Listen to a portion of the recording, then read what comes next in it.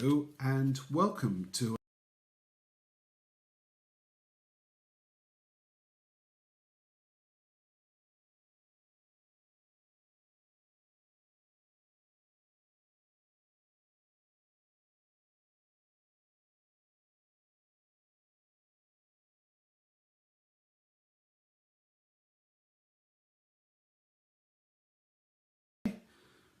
and so now from chapter 4, the first 17 verses. Then Moses answered and said, "What if they will not believe me or listen to me?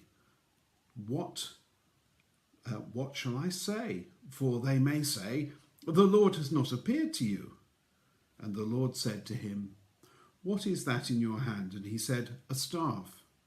Then he said, "Throw it on the ground." So he threw it on the ground, and it became a serpent, and Moses fled from it. But the Lord said to Moses, "Stretch out your hand and grasp it by its tail." So he stretched out his hand and caught it, and it became a staff in his hand, that they may believe that the Lord, the God of their fathers, the God of Abraham, the God of Isaac, and the God of Jacob, has appeared to you. And the Lord furthermore said to him, "Now put your hand into your bosom." So he put his hand into his bosom, and when he took it out, behold, his hand was leprous like snow. Then he said, "Put your hand into your bosom again." So he put his hand into his bosom again, and when he took it out of his bosom, behold, it was restored like the rest of his flesh.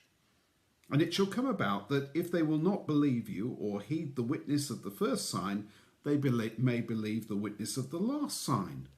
But it shall be that if they will not believe even these two signs or heed what you say, then you shall take some water from the Nile and pour it on the dry ground, and the water which you take from the Nile will become blood on the dry ground.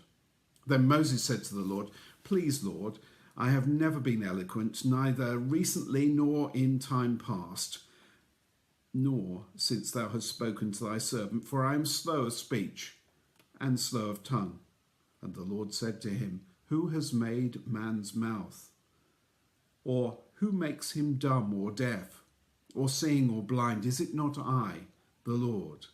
Now then go, and I, even I, will be your mouth and teach you what you are to say." But he said, "Please, Lord, now send the message by whomever thou wilt." Then the anger of the Lord burned against Moses, and he said, "Is there not your brother Aaron the Levite? I know that he speaks fluently, and moreover, behold, he is coming out to meet you. When he sees you, he will be glad in his heart. And you are to speak to him and put the words in his mouth, and I, even I, will be with your mouth and his mouth, and I will teach you what you are to do. Moreover, he shall speak for you to the people, and it shall come about that he shall be as a mouth for you, and you shall be as God to him. And you shall take in your hand this staff with which you shall perform the signs." This is the word of the Lord. Thanks be to God. Now Moses asks, what if the people don't believe me? Remember that Moses had left the Israelites in Egypt 40 years ago and had fled for his life from the Egyptians. Moses will have felt he had failed. He'd acted without God's approval in anger. But God takes him at his level and gives Moses 3 miracles to perform. I'm sure for many of us there will be times when we feel that we've failed, but God has a long-term plan for us, which includes learning from those failures. Of course, he may not give us miracles to perform. I'm sure that very few of us get that. The 3 signs Moses is given go actually to the root of Egypt at the time. The kings of Egypt, for example, wore crowns adorned with cobras, threatening Egypt's enemies, and very much associated with the sun god Re. Victory over the serpent was a comprehensive challenge to the central idea of Egyptian religion. Leprosy was prevalent in Egypt and deemed incurable, but our God can cleanse from this. The corruption of the Nile is an attack on the very existence of Egypt. The water cleansed and the land, and it kept it fertile. To threaten the Nile was to destroy Egypt itself. I guess for Moses, grasping the tail of the snake was the bravest thing that Moses had done, because of course the snake's head was free to strike. The Lord is the Lord of power, to transform, to renew, and to conquer, and obedience is the channel by which he does it. God was more than a match for the enemy. And then Moses finds another objection. I'm slow of speech and tongue, I can't speak. That doesn't matter, says God, because it's my words that count. I will help you speak and teach you what to say. And then Moses says, can't you send somebody else? God is not pleased. Even his temper has run out. But God is still going to use Moses, but he can have his brother Aaron as spokesman. So Aaron second best? And Moses acting alone first choice? Well, I guess the answer to that is both yes and no. Yes, in that divine mercy takes into account weakness and makes provision, but no in the sense that whatever God does is the best. Remember, God allowed the people of Israel to have King Saul as their leader. He was certainly not perfect, but a perfect king would be good, and that's why God provides King Jesus.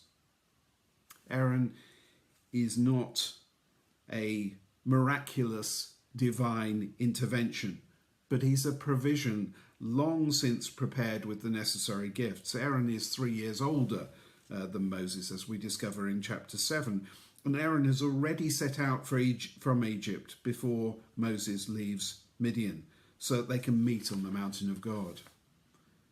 There's a lovely story of an early explorer in outer Mongolia where supposedly no human foot had trod, discovering an uncatalogued flower and gathering his friends to say, look, God has been here. God is always there first. But, says Moses, what shall I say? I will help you, both of you, speak, and will teach you what to do. God still does that for us today, if we will but trust him. God understands our weakness and meets us where we are in our frailties.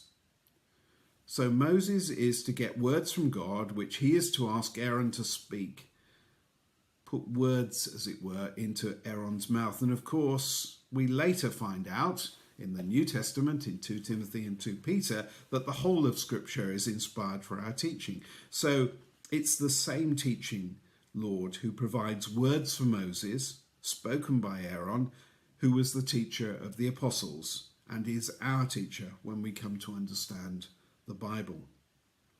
So God's next words to Moses are, now go, now go. If Moses believes now is the time to show it, God is really saying to Moses, do you trust me? Will you go trusting me? And the evidence of trust is obedience. Moses then takes his staff, presumably this is his shepherd's staff, which he never uses, incidentally, in a miraculous way, except when God asks him to do so. It's a sign of God's presence and his power. For us, the covenant signs of baptism and the Lord's Supper have the same purpose, to show the Lord's presence in power, prompting us to action.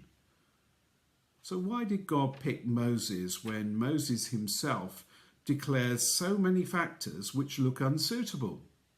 You may ask, I guess, the same of each one of us. Even in God's anger with Moses, he offers a solution in Aaron. The Lord knows our needs before we even ask, as we find out in the Gospels.